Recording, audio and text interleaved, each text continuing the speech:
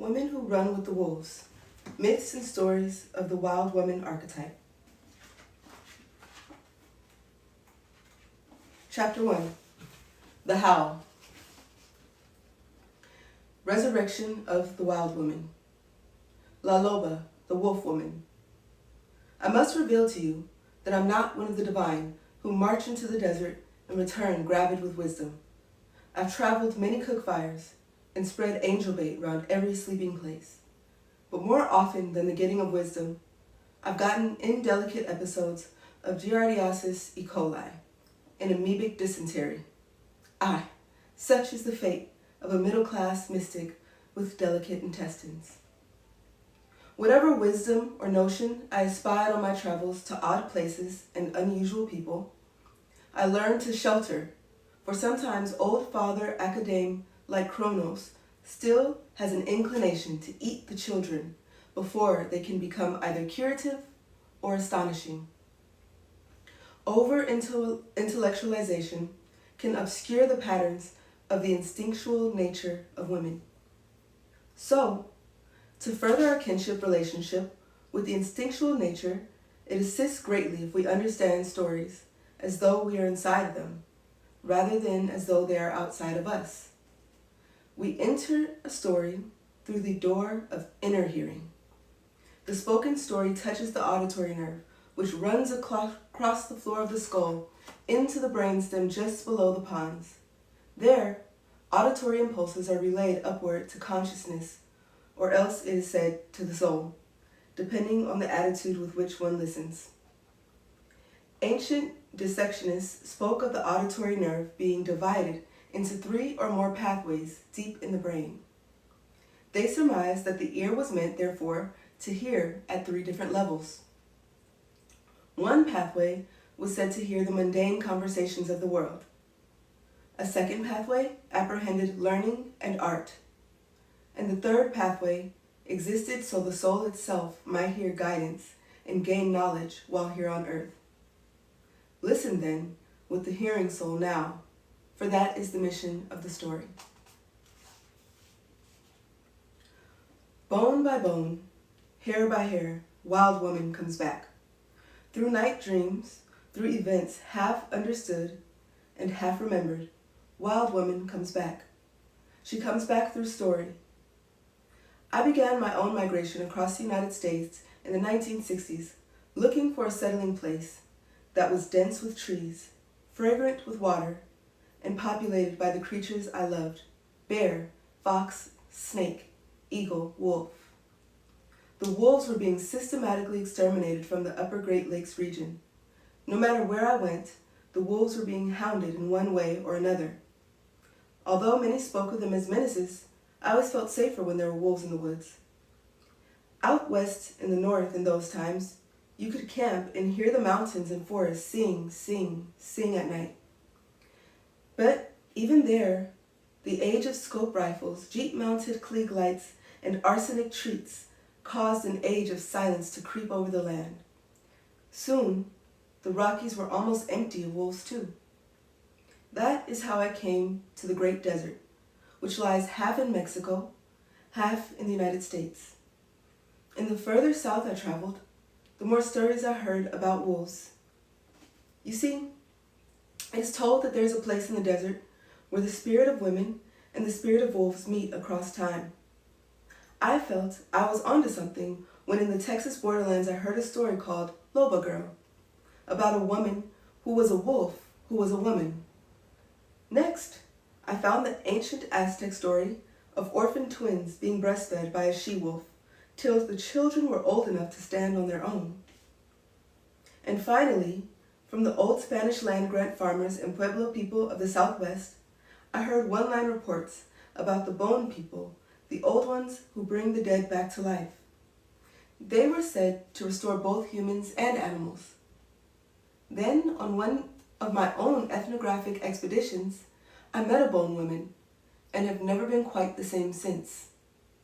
Allow me to present a first-hand account and introduction.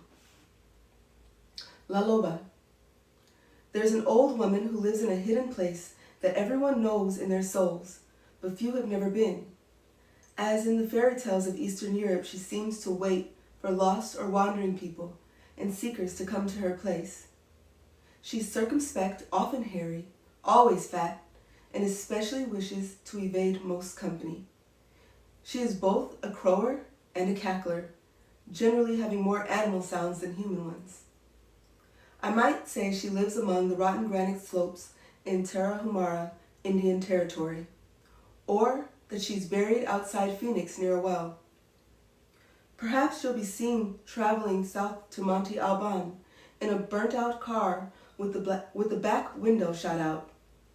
Or maybe she'll be spotted standing by the highway near El Paso, riding shotgun with the truckers to Morelia, Mexico, or walking to market above Oaxaca with strangely formed boughs of firewood on her back. She calls herself by many names: La Huesera, Bone Woman, La Trapera, the Gatherer, and La Loba, Wolf Woman. The sole work of La Loba is the collecting of bones. She collects and preserves especially that which is in danger of being lost to the world. Her cave is filled with the bones of all manner of desert creatures: the deer, the rattlesnake, the crow. But her specialty is wolves. She creeps and crawls and sifts through montañas, mountains, and arroyos, dry riverbeds, looking for wolf bones. And when she has assembled an entire skeleton, when the last bone is in place and the beautiful white sculpture of the creature is laid out before her, she sits by the fire and thinks about what song she will sing. And when she's sure, she stands over La Criatura, raises her arms over it, and sings out. That is when the ribs and bones and leg bones of the wolf begin to flesh out and the creature becomes furred. La Loba sings some more, and more of the creature comes to being. Its tail curls upward, shaggy and strong. And La Loba sings more, and the wolf creature begins to breathe. And still La Loba sings so deeply that the floor of the desert shakes, and as she sings, the wolf opens his eyes, leaps up, and runs away down the canyon. Somewhere in its running, whether by the speed of its running, or by splashing its way into a river, or by way of a ray of sunlight or moonlight hitting it in the right side, the wolf is suddenly transformed into a laughing woman who runs free toward the horizon. So, remember, if you wander the desert, and it's near sundown, and you're perhaps a little bit lost, and certainly tired, that you are lucky, for La Loba may take a liking to you and show you something of the soul. We all begin as a bundle of bones lost somewhere in the desert, a dismantled skeleton that lies under the sand. It is our work to recover the parts. It's a painstaking process, best done when the shadows are just right, for it takes much looking. La Loba indicates what we are to look for: the indestructible life force, the bones. The work of La Loba can be thought of as representing un cuento milagro, a miracle story. It shows us what can go right for the soul. It's a resurrection story about the underworld connection to wild women. It promises that if we will sing the song, we can call up the psychic remains of the wild soul and sing her into a vital shape again. La Loba sings over the bones she has gathered. To sing means to use the soul voice. It means to say on the breath the truth of one's power and one's needs. To breathe soul over the thing that is ailing or in need of restoration. This is done by descending into the deepest mood of great love and feeling, till one's desire for relationship with the wildish self overflows. Then to speak one's soul from that frame of mind. That is singing over the bones. We cannot make the mistake of attempting to elicit this great feeling of love from a lover, for this woman's labor of finding and singing the creation hymn is a solitary work, a work carried out in the desert of the psyche. Let us consider La Loba herself. In the symbolic lexicon of the psyche, the symbol of the old woman is one of the most widespread archetypal personifications in the world. Others are the great mother and father, the divine child, the trickster, the sorceress, or sorcerer, the maiden and youth, the heroine, warrior, and the fool. Yet, a figure like La Loba can be considered vastly different in essence and effect, for she is symbolic of the feeder route to an entire instinctual system. In the Southwest, the archetype of the old woman can also be apprehended as old, la que sabe, the one who knows. As I first came to understand la que sabe when I lived in the Sangre de Cristo Mountains in New Mexico, under the heart of Lobo Peak. An old woman from Ranchos told me that La Que Sabe knows everything about women, that La Que Sabe had created women from a wrinkle on the sole of her divine foot. This is why women are knowing creatures. They are made, in essence, of the skin of the soul, which feels everything. This idea that the skin of the foot is sentient had the ring of a truth. For an acculturated Quiche tribeswoman once told me that she'd worn her first pair of shoes when she was 20 years old and was still not used to walking con los ojos vendados, with blindfolds on her feet. The wild essence that inhabits nature has been called by many names and crisscrosses all nations down through the centuries. These are some of the old names for her. The Mother of Days is the Mother Creator God of all beings and doing, including the sky and earth. Mother Nyx has dominion over all things from the mud and dark. Durga controls the skies and winds and the thoughts of humans from which all reality spreads. Coatlique gives birth to the infant universe, which is rascally and hard to control. But like a wolf mother, she bites her child's ear to contain it. Hecate, the old seer who knows her people and has about her the smell of hummus and the breath of God. There are many, many more. These are the images of what and who lives under the hill, far off in the desert, out in the deep. By whatever name, the force personified by La Loba records the personal past and the ancient past, for she has survived generation after generation and is old beyond time. She is an archivist of feminine intention. She preserves female tradition. Her whiskers sense the future, and she has far-seeing, milky eye of the old crone. She lives backward and forward in time simultaneously, correcting for one side by dancing with the other. The old one, the one who knows, is within us. She thrives in the deep soul psyche of women, the ancient and vital wild self. Her home is that place in time where the spirit of women and the spirit of wolf meet, the place where mind and instincts mingle, where a woman's deep life funds her mundane life. It is the point where the I and the thou kiss, the place where, in all spirit, women run with the wolves. This old woman stands between the worlds of rationality and mythos. She is the knucklebone on which these two worlds turn. The land between the worlds is that inexplicable place we all recognize once we experience it. But its nuances slip away and shape change if one tries to pin them down, except when we use poetry, music, dance, or story. There's speculation that the immune system of the body is rooted in this mysterious psychic land, and also the mystical, as well as all archetypal images and urges, including our God hunger, our yearning for the mysteries, and all the sacred instincts as well as those which are mundane. Some would say the records of humankind, the root of light, the coil of dark are also here. It is not a void, but rather the place of the mist beings, where things are and also are not yet, where shadows have substance, and substance is sheer. One thing about this land is certain. It is old, older than the oceans. It has no age, it's ageless. The wild woman archetype funds this layer, emanating from the instinctual psyche.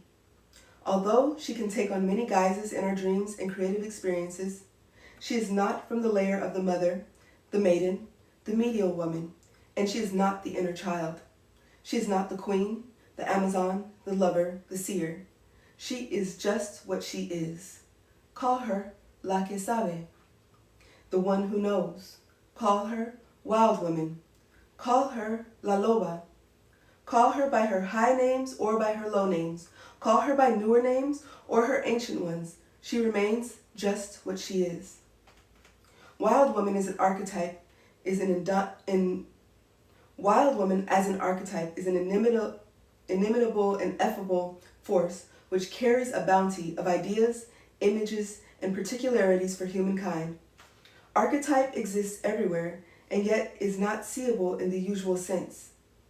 What can be seen of it in the dark cannot necessarily be seen in daylight. We find lingering evidence of archetype in the images and symbols found in stories, literature, poetry, painting, and religion. It would appear that its glow, its voice, and its fragrance are meant to cause us to be raised up from contemplating the shit on our tails. It would appear that its glow, its voice, and its fragrance are meant to cause us to be raised up from contemplating the shit on our tails to occasionally traveling in the company of the stars. At La Loba's place, the physical body is, as poet Tony Moffett writes, a luminous animal, and the body's immune system seems, via anecdotal reports, to be strengthened or weakened by conscious thought. At La Loba's place, the spirit manifests as personages, la voz mitológica, the mythological voice of the deep psyche, speaks as poet and oracle. Things of psychic value, once dead, can be revived. Also, the basic material of all stories' existence in the world ever began with someone's experience here in this inexplicable psychic land, and someone's attempt to relate what occurred to them here. There are various names for this locus between the worlds. Jung calls it variously the collective unconscious, the objective psyche, and the psychoid unconscious, referring to a more ineffable layer of the former. He thought of the latter as a place where the biological and psychological worlds share headwaters, where biology and psychology might mingle with and influence one another.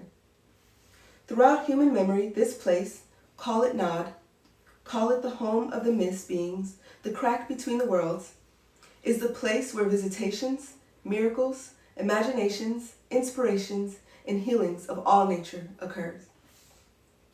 Though this site transmits great psychic wealth, it must be approached with preparation, for one may be tempted to joyously drown in the rapture of one's time there. Consensual reality may seem less exciting by comparison. In this sense, these deeper layers of psyche can become a rapture trap from which people return unsteady with wobbly ideas and airy presentments. That is not how it is meant to be. How one is meant to return is wholly washed or dipped in a revivifying and informing water, something which impress upon our flesh the odor of the sacred. Each woman has potential access to Rio Abajo Rio, this river beneath the river. She arrives there through deep meditation, dance, writing, painting, prayer making, singing, drumming, active imagination, or any activity which requires an intense altered consciousness.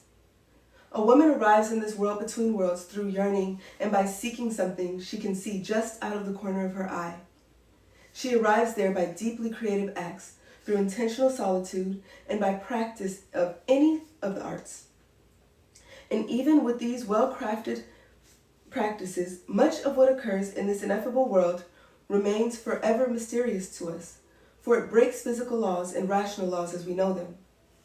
The care with which this psychic state must be entered is recorded in a small but powerful story of 4 rabbis who yearned to see the most sacred wheel of Ezekiel.